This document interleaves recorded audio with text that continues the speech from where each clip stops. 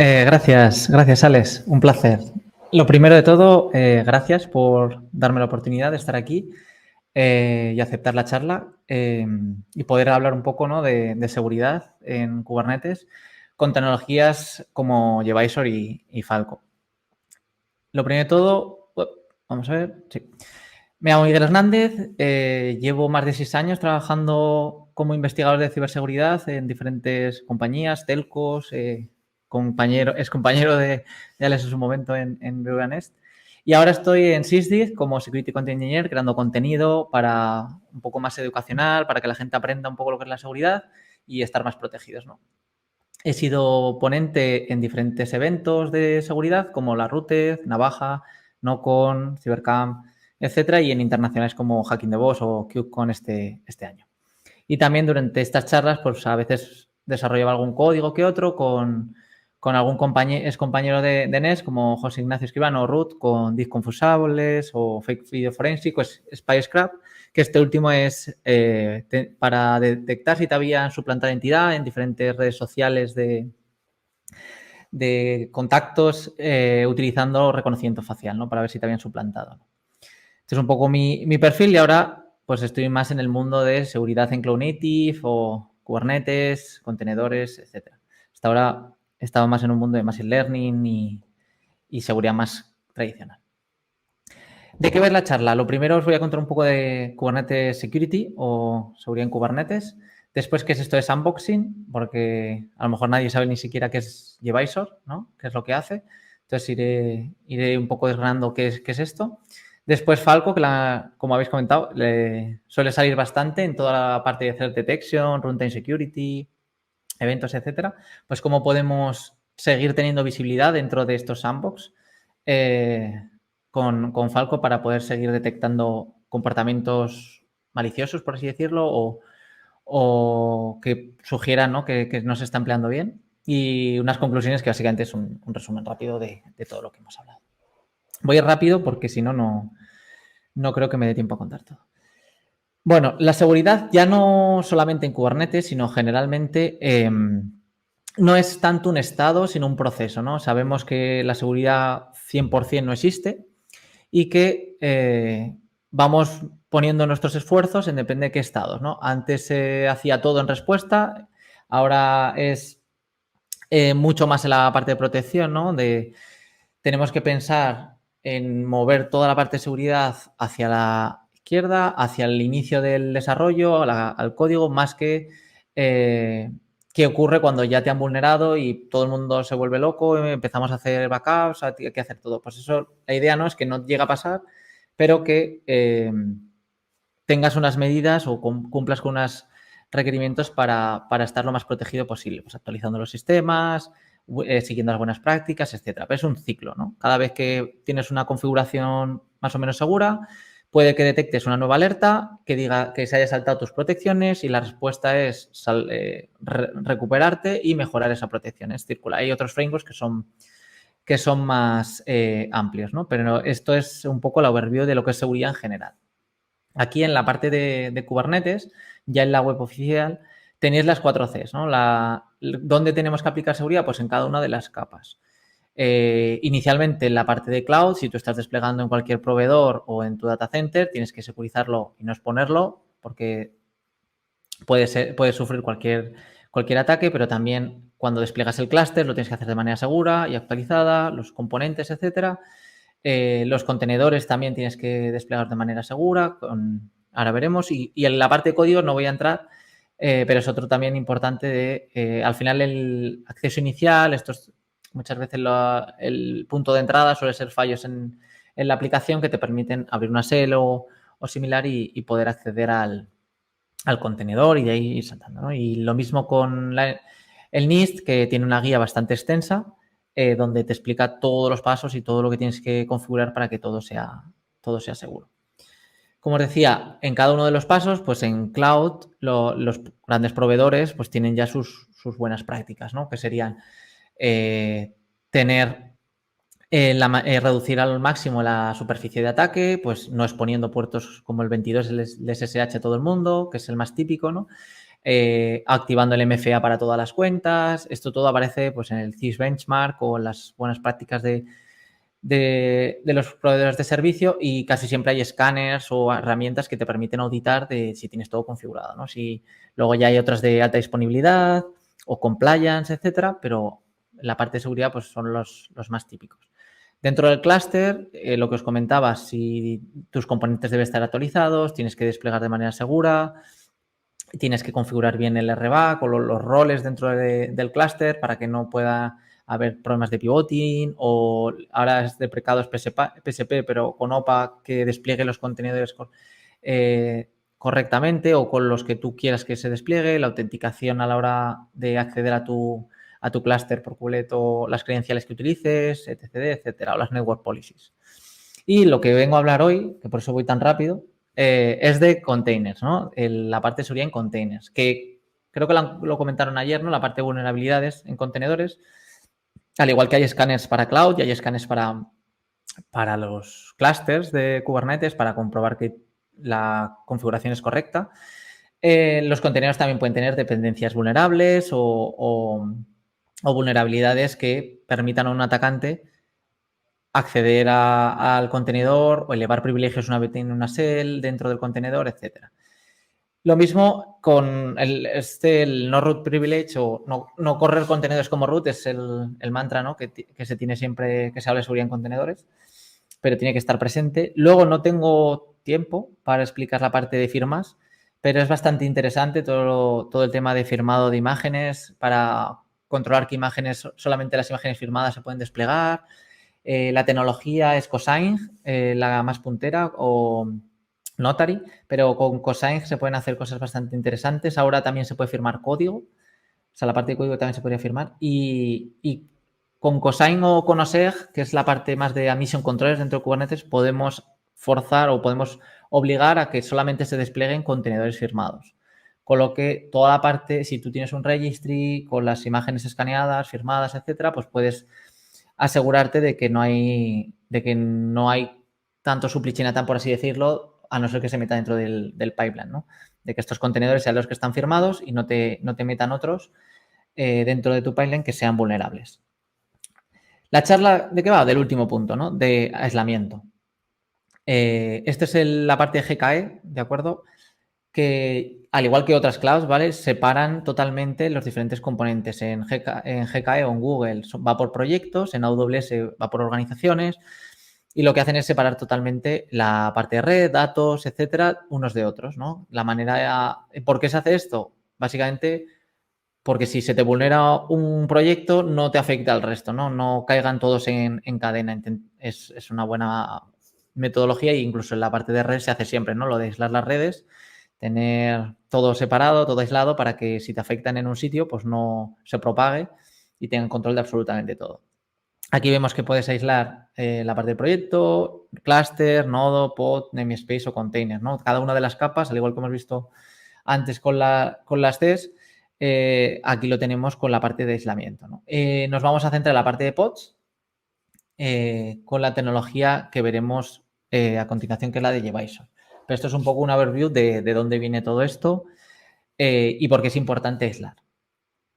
Si nos vamos al principio, ¿no? De qué tenemos dentro de los contenedores por defecto o qué nos permite el kernel de Linux a jugar a la hora de tener una shell dentro de un contenedor, lo primero de todo es los privilegios. Como he dicho, no deberías correr los contenedores como root porque tienes acceso a más cosas de las que deberías y no estás totalmente aislado del host. Tienes la posibilidad, ¿no? de escalar privilegios o de escapar del contenedor. Entonces, lo primero que deberíamos hacer es no correr los contenedores como root, que es la primera capa, ¿no? La capa de permisos nos protege, ¿no? de que el contenedor no pueda salir del rol que tiene, ¿no? Del usuario que tiene. Pero por otro lado también están las capabilities. El kernel en Linux ahora, si lo pensáis, los usuarios, ¿no? o los grupos, es binario, ¿no? Estás dentro del sudo o no estás dentro del sudo. Hay que configurar, y lo que conseguimos con las capabilities es tener un poco más de granularidad, porque cada una de las capabilities nos permite hacer una serie de cosas. Hay capabilities para el tema del reloj, hay capabilities para el tema de network, hay capabilities para entrada y salida. Entonces, si somos capaces de configurar correctamente, también es complejo, ¿no? Como todo, seguridad y usabilidad, podemos lograr una capa más de seguridad sobre qué podemos hacer, ¿no? Cuando estamos dentro de un contenedor. CapSysAdmin en concreto es una capability que ha ido cambiando, ha ido mejorando, porque al principio era como ser root, básicamente. O sea, cambiábamos privilege por añadir esta capability y ya tenías acceso a todo y vemos que hay algún CVE que necesita este requerimiento, esta capability para poder explotarse. Y aquí en el artículo que os comparto se explica muy bien todo esto de las capabilities y cómo se pueden explotar, etcétera. Esto es ¿qué puedes hacer, ¿no? Cuando estás dentro de una shell, cómo hace el kernel de Linux para que no puedas acceder a más de lo que necesitas, ¿no? Estás aislado del resto de componentes dentro del contenedor. Pero, ¿a qué cosas puedes afectar, ¿no? Aquí entran los cgroups, que es puedo ver solamente o todo el acceso a la CPU, la memoria, la entrada y salida de todo el host o solo la que me permiten a mí. Es otra capa, ¿no? Que te permite protegerte o que si estás dentro de un contenedor no puedas escalar tan fácilmente privilegios o acceder a sitios que no deberías, con cgroups y también con namespaces, que esto es que no te permiten montar otros volúmenes, los PIDs de los procesos que tienes solamente puedes ver los tuyos, no puedes ver qué más está corriendo en la máquina, etcétera. Esto viene por la capa de namespaces. Esto es un poco todo lo que engloba el kernel de Linux para que no puedas saltar, no puedas salir del contenedor y empezar a controlar el host o puedas afectar de una manera maliciosa, ¿no? Cuando estás corriendo el contenedor. ¿Qué es lo que se propone? Bueno, cuando tú estás corriendo contenedores, tú asumes de que es confiable, ¿no? Tú has puesto todas estas medidas, has seguido las buenas prácticas en la nube, te has preocupado de configurar bien el clúster, los contenedores pueden estar firmados, etcétera, pero ¿quién te dice que llega un momento donde alguien consiga acceso a la shell, ¿no? Acceso a un contenedor y tenga una línea de comandos donde ponerse a jugar con las capabilities y con los groups que tenga asignados, ¿no? Ahí es donde entra, ¿no? Ese escape container o estos CVEs que aparecen, que han aparecido este año, los dos primeros, como el de Dirty Pipe, que te permiten escalar privilegios abusando, ¿no? de estas capabilities mal configuradas o de bugs en el kernel de Linux que te hacen elevar privilegios o, lo que es lo mismo, llegar a controlar el nodo a partir de un contenedor. ¿Por qué? Porque no deberíamos confiar en los contenedores que estamos corriendo en nuestro clúster. Es una idea, ¿no? Yo sigo sin confiar por muchas medidas de protección que ponga, sigo sin saber exactamente si dentro del contenedor van a ser capaces de saltar o no. Porque yo he puesto las medidas y hoy pueden funcionar. Como digo, es un proceso, ¿no? No es un estado. No es que yo ya lo tengo protegido y esto no va a cambiar. No, es un proceso y puede ser que los contenedores que están corriendo hoy, mañana sean vulnerables, ¿no? Es por ello que hay técnicas y aquí os comparto un vídeo de mi compañero Daniel, ¿no? Donde explica 3 casos de uso de manera muy didáctica de cómo poder escapar de dentro de un contenedor a controlar el host abusando de este tipo de vulnerabilidades, de bugs o de malas configuraciones del demonio de Docker. Entonces, ¿qué podemos hacer, no? ¿Cómo podemos seguir trabajando o cómo no se puede hacer nada, ¿no? Ya no hay más medidas que se pueden hacer. Bueno, Gvisor es una herramienta open source que ha desarrollado Google que añade una capa más, ¿no? De aislamiento, un sandbox para los contenedores. Porque realmente ellos se basan en que no me fío de lo que vaya a pasar en ese contenedor. Yo he protegido todo, pero no me fío de que realmente este contenedor no me la vaya a intentar liar o vaya a intentar escapar del contenedor para controlar todo el host, ¿no? Y como ves, es un poco así de primeras en la arquitectura, es un poco compleja, pero es bastante simple, donde tenemos por así decirlo, el runtime, ¿no? El binario de runsc, que añade la S, ¿no? De secure, a runtime, y que lo que tiene es que por cada contenedor vamos a tener un sentry y un gopher, ¿vale? El sentry virtualiza el kernel de Linux, va a ser como un man in the middle, por así decirlo, de que todas las llamadas al sistema van a pasar por esta aplicación, ¿no? Este kernel emulado. Y hay algunas peticiones, como las de acceso a ficheros, ¿vale? De entrada-salida, que van por Gopher, por el protocolo 9P, ¿vale? Esto es una manera más de poder filtrar en según qué casos las llamadas al sistema. Sentry te va a controlar todas las llamadas, ya no solo de acceso a ficheros, sino de red o de memoria, absolutamente todo. ¿Cuál es la gracia? De que, como aquí ves, aquí tenéis la página web de Jevisor, jevisor.dev, y se basa en eso, en securizar más Kubernetes basado en que corras contenedores no confiables, ¿no? En que vais a poder bloquear cualquier tipo de container escape. Y como veis aquí, es básicamente un kernel independiente, a diferencia de Kata Containers, por ejemplo, que es virtualizado, ¿no? Es una, y todas las llamadas pasan, aquí está limitado, ¿de acuerdo? ¿Qué es lo que puede pasar? Que como no están mapeadas todas las llamadas al sistema que tenemos, ¿de acuerdo? Nos vamos aquí para que lo veáis, que es más fácil verlo directamente en la documentación. Nosotros tenemos toda una serie de llamadas, ¿vale? Tenemos en el kernel de Linux unas 350. Pues Jevisor no soporta todas. Entonces hay llamadas al sistema que no vas a poder hacer si corres contenedores con este sandbox. Esto tiene cosas buenas y cosas malas.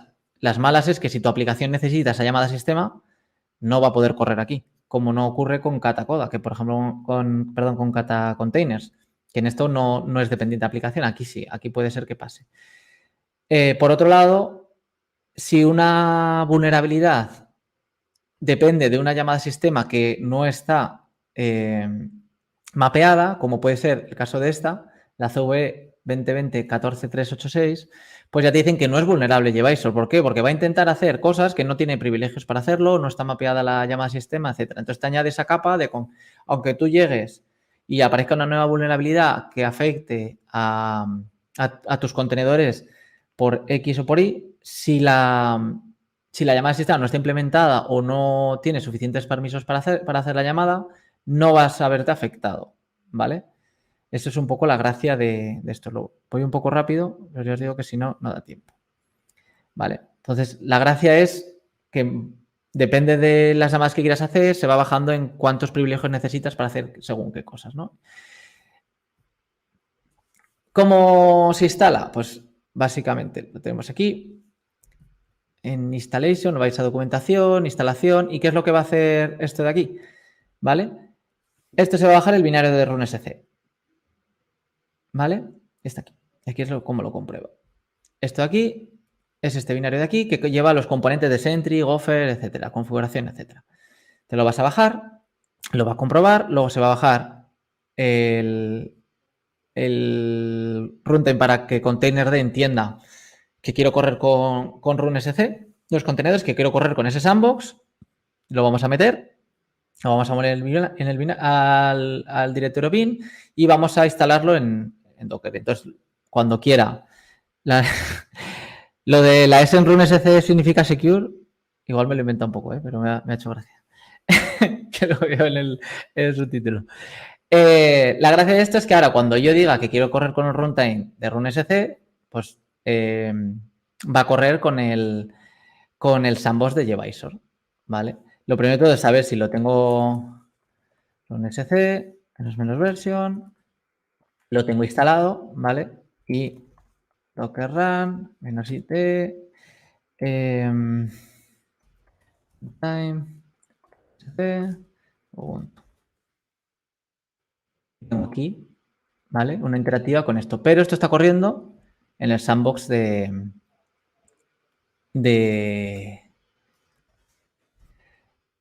Jevisor.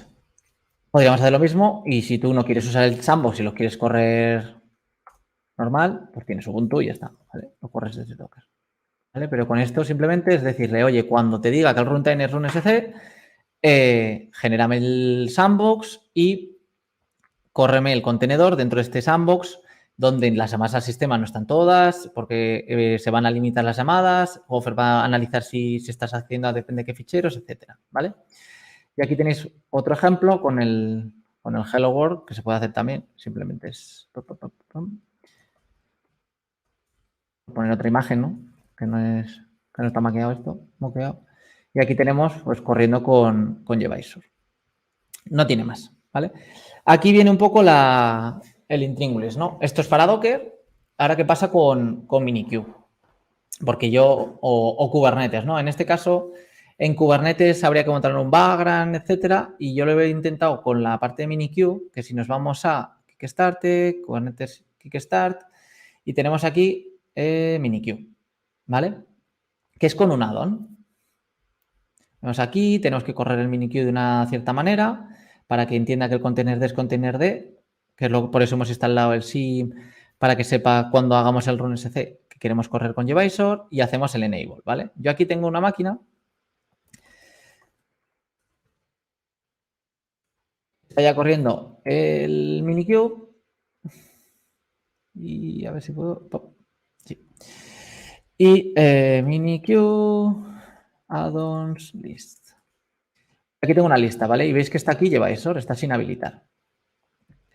Si yo hago Minikube, add-ons, enable, Gvisor, espera, que lo voy a poner más arriba porque si no, ya. Minikube, enable.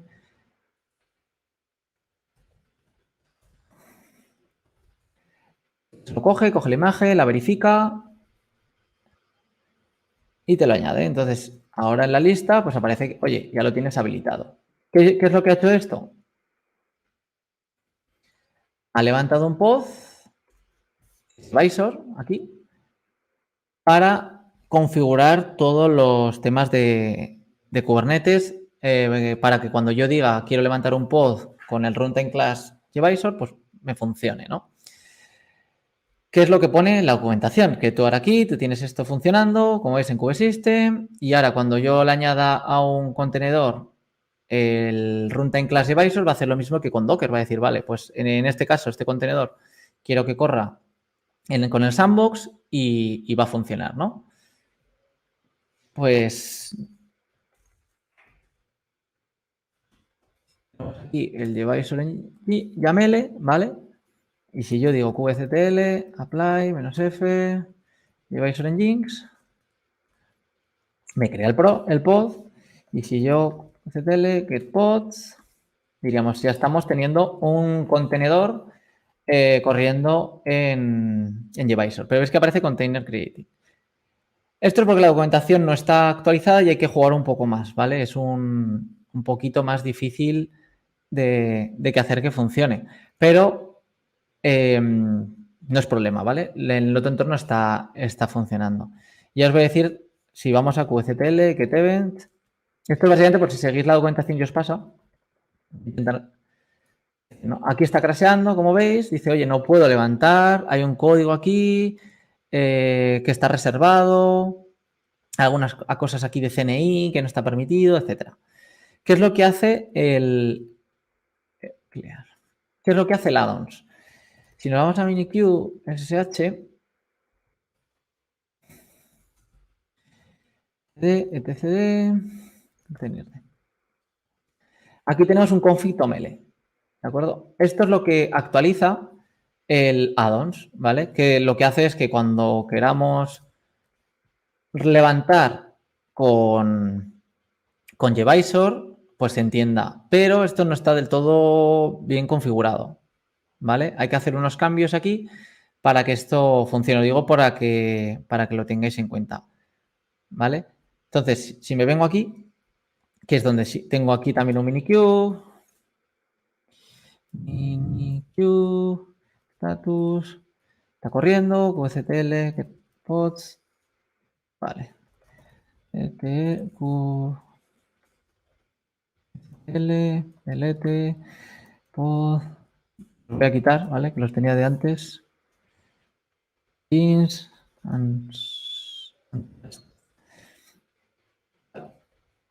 y yo cuando, al igual que antes, tengo Untrusted Nginx, ¿vale? Con el runtime, y yo puedo hacer lo mismo de antes, y aquí sí que me va a dejar, ¿vale? Pero por lo que os digo, porque aquí sí que está get pods, tenemos aquí running, y esto es porque dentro de kubectl, minikube ssh, dentro de containerd, containerd, un config.toml, que aquí está un poco, ves que está un poco diferente, ¿vale? Si no, esto lo compartiremos cuando acabe la charla o seguramente escribamos algún artículo, alguna cosa para, si alguien lo quiere probar más jugando, lo tenga, ¿vale? Porque esto al final es Minikube y tiene pues sus cosillas, ¿no? Pero tienes que cambiar un poco la configuración, pues para que entienda, tienes que deshabilitar el Disable cgroups, porque como es de 2019 entiende que hay dos grupos, cgroups 1 y cgroups version 2 y tal. Pero bueno, la idea es que si lo configuramos de manera correcta, pues esto funciona. Para que quede más claro, dentro de la documentación podríamos intentarlo a través de containerd, ¿vale? Desde aquí tenemos qué ficheros, veis aquí que está para cambiar las versiones, ¿vale? El config.toml que os estoy diciendo. Y tenemos aquí qué líneas tendríamos que añadir y cómo podríamos lanzarlo a través de cryctl, ¿de acuerdo? Es simplemente porque quede claro. Entonces, si queremos comprobar que este cryctl, que esto es para ver los pods que están corriendo dentro del clúster de Minikube. A ver, ¿dónde estás? Te he perdido. Siento si voy muy rápido, pero es que son tantas cosas. Jolín. Ahora. Aquí. Vale. Y aquí. Vale. Aquí lo tenéis. Este clúster, este contenedor está corriendo con el runtime no por defecto, sino por el runsc, ¿vale? Para comprobar que no está haciendo trampas y que este pod de aquí pues está corriendo de manera con el sandbox, ¿de acuerdo? Que si yo, por ejemplo, qctl run nginx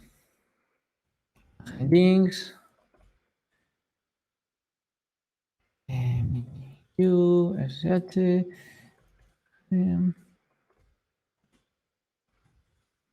este está corriendo con el default, ¿vale? Puedes correr en los dos, puedes correr con sandbox o no, no te limita, ¿vale? Entonces habrá contenedores que tú quieras que corran en sandbox porque te preocupa más la seguridad o que no confías nada en ellos porque lo has cogido de algún sitio o lo que sea, y hay otros donde confías y puedes correr con el normal y tener toda la funcionalidad, por ejemplo, ¿vale? ctl, gelete, pod.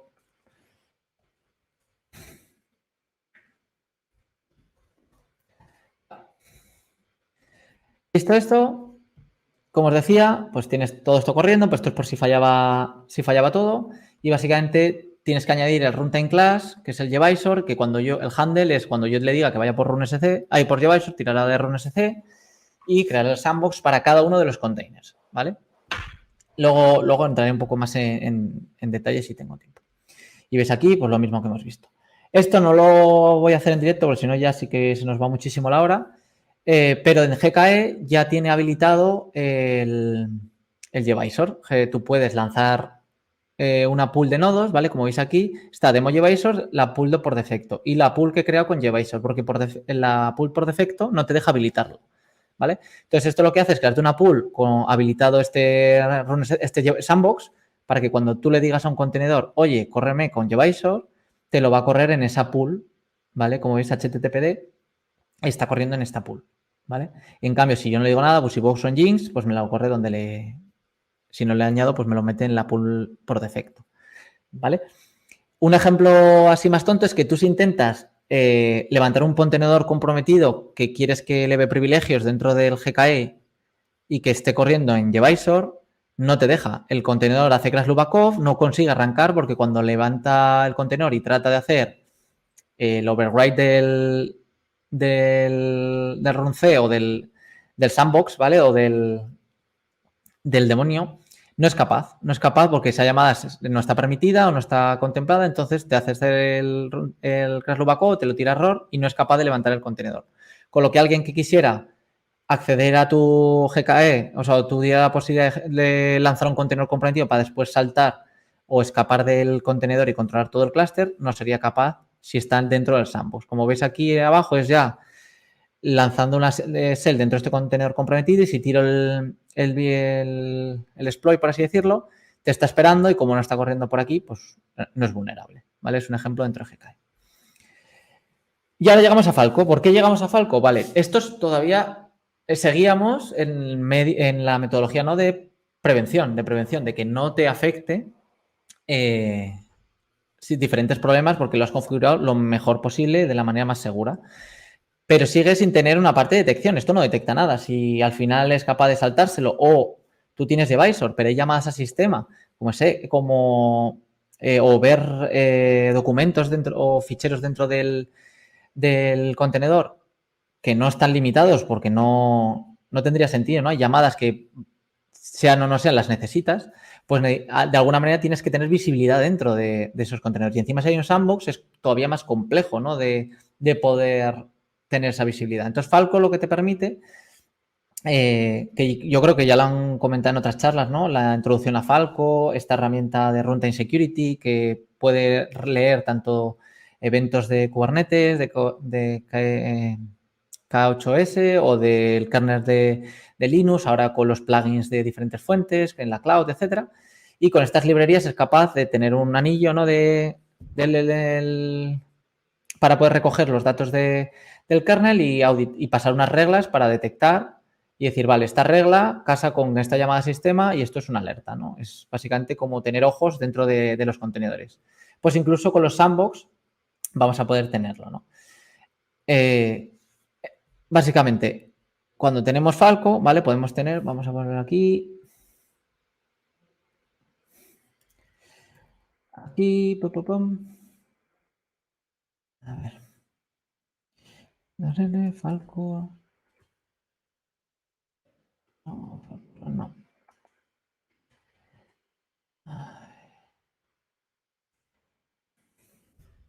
Lo cojo ahora, a ver dónde lo tenía. Vamos a correr Falco como demonio en Docker, ¿vale? Para que vaya viendo. Sudo Falco -c, Falco y Falco YAML. Aquí tenemos Falco y esto, como veis, está cargando la configuración y es capaz de abrir dentro de o de capturar todas las llamadas al kernel, ¿no? Si yo aquí levanto un Docker como he hecho antes, ¿vale? De Docker run on Ubuntu, me salta aquí, oye, alguien ha salido una shell. ¿Qué está pasando aquí, no? Alguien ha abierto una shell. Si yo hago dtc shadow, soy capaz de detectar, oye, alguien está abriendo un fichero, ¿vale? Pero ¿qué pasa si yo corro estos contenedores en el sandbox? ¿Vale? Ay, no, igual no. Voy a poner el de Ubuntu. Poner la shell.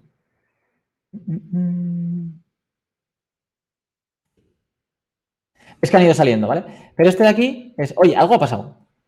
Algo ha pasado aquí, unexpected set-id, ha llamado a alguien que no es root, ha abierto un programa, pero aquí como que aparecen cosas, pero no está claro, ¿no? Aquí no aparece una shell ni cosas similares. Y aquí si hago etc shadow, es que sale aquí, warning sensitive, se ha abierto un fichero sensible, ¿vale? Pero sale el fichero, sale el fichero, pero no qué comando lo ha hecho, hay como, no sabemos qué ID tiene, está por aquí, pero no sale la información como que alguien está interponiéndose, ¿no? Y está, como en este caso, editando los logs que está haciendo el sistema, ¿vale?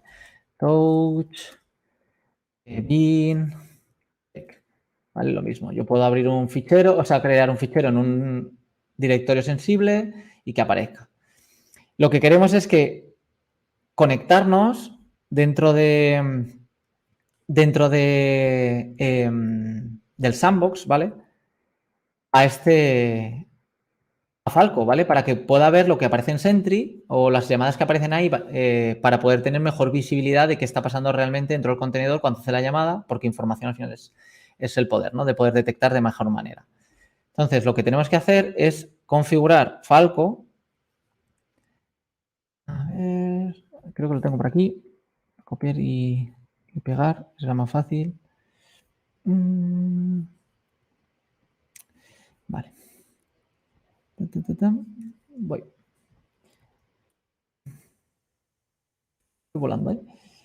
Vale. ¿Qué estoy haciendo aquí? configuración, pero aquí añado Gvisor config, ¿vale? Que como veis, abre la captura con Gvisor, ¿de acuerdo?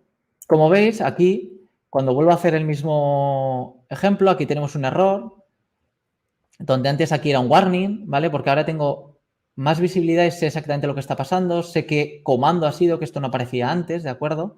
En este de aquí no aparecía qué comando se estaba haciendo, tengo más información sobre el contenedor, la imagen, etcétera. Tengo mucha más información porque estoy conectándome directamente al sandbox de Gvisor, con lo que puedo detectar mucho mejor si alguien está haciendo, depende de qué cosas. ¿Veis aquí? Ya tengo más el comando que antes no tenía, quién es el parent, quién es el container ID, tengo mucha información que antes pues no era capaz de ver.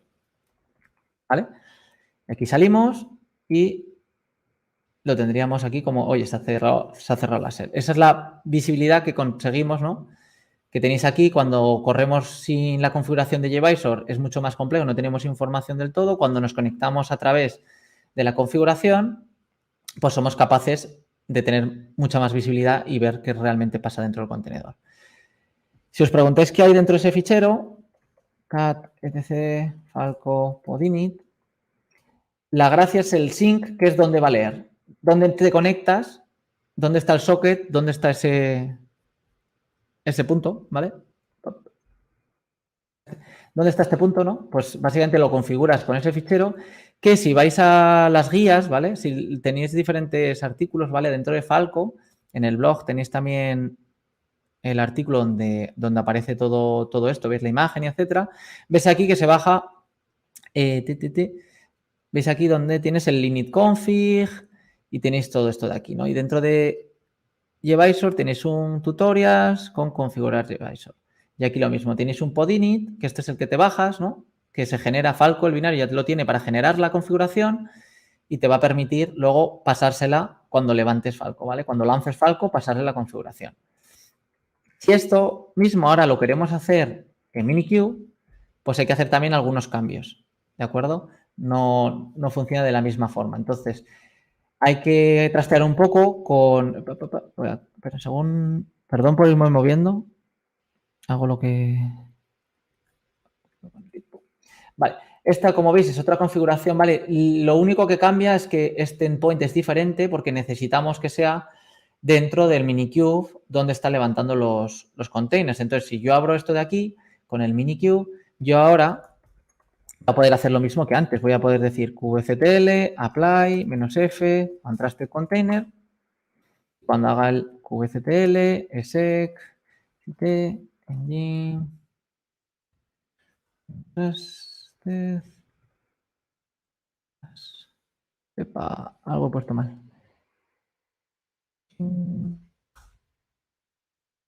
Jolín, Cune, he puesto Cune.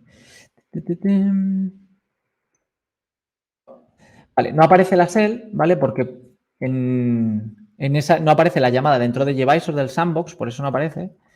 Pero si yo me voy aquí y hago fake Gvisor, aparece. ¿Por qué? Porque ya estoy dentro con la configuración, el socket me está leyendo dentro del Minikube y puedo ver qué pasa dentro de los contenedores que están corriendo dentro del dentro de mi Minikube, dentro de mis contenedores. Tengo uno con el sandbox y soy capaz de ver qué está ocurriendo dentro, qué comandos están haciendo. Tengo totalmente o toda la visibilidad dentro de estos contenedores, ¿vale? Utilizando tanto sandbox como no, puedo cambiar las configuraciones. Como aquí ya no he hecho ejemplo con GKE, pero hay que tocar un poco la configuración de Falco igual para que esto te permita leer dentro del sandbox, ¿de acuerdo? Aquí tenéis un poco más los ejemplos que os he ido enseñando en la demo, donde el runtime class name es Gvisor, me lo genera, hago unos comandos y dependiendo de... cuando he configurado Falco para que lea de Minikube, pues me aparecen los eventos, ¿no? Y de manera bastante igual que si estuviéramos sin el runtime.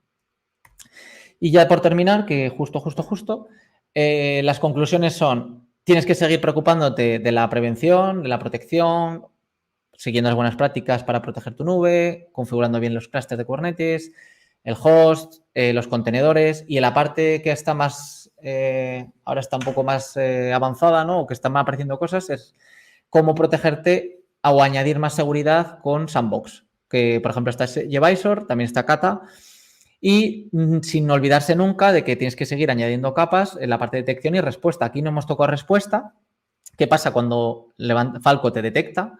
Porque tendrás que hacer algo, ¿no? Ahí puedes gestionar las alertas con Falcos y de Kiko otras herramientas y luego puedes hacer añadir más elementos de forensic analysis o lo que mejor tengas, ¿no? Pero eso es ya para otra charla.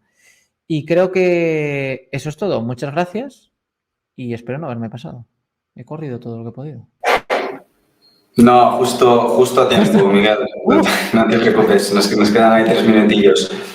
Vale. Yo te quería hacer una pregunta. Mencionaste alguna vez Kata y ¿cómo seleccionas entre Gvisor o Kata? ¿Qué tendrías que mirar? Pues, como ¿Cuáles he son las comentado, diferencias? claro, depende de las aplicaciones que vayas a correr. Puede ser que tu aplicación no corra en Gvisor porque las llamadas al sistema no estén las necesarias, entonces la aplicación no te va a crashear, no te va a funcionar en el sandbox. Entonces, Kata no tienes ese problema porque virtualiza todo y tienes todas a ti. La cosa es que Gvisor solo funciona con Linux, que eso no lo he comentado, no Windows y el resto. Daré ya para otra charla, contenedores en Windows, que es algo que yo creo que está al caer. Pero sería esa la diferencia, lo que depende de tu aplicación casi siempre. O temas de rendimiento no lo he comentado, pero evidentemente si tú haces un sandbox, todas las llamadas, si se interceptan, tienen un retardo y están peleándonos, sobre todo con el tema de red, de que sea, que sea el impacto mínimo posible. Y hay algún paper donde ven un poco las gráficas de qué pasa cuando hay demasiadas llamadas al sistema, si esto colapsa o no colapsa, etcétera. Entonces ahí depende un poco de la aplicación y de tu caso de uso. Ok. Y este es un poco curiosidad, pero ¿alguna cosilla que hayas pillado con Gvisor que se os hubiera escapado de otro modo?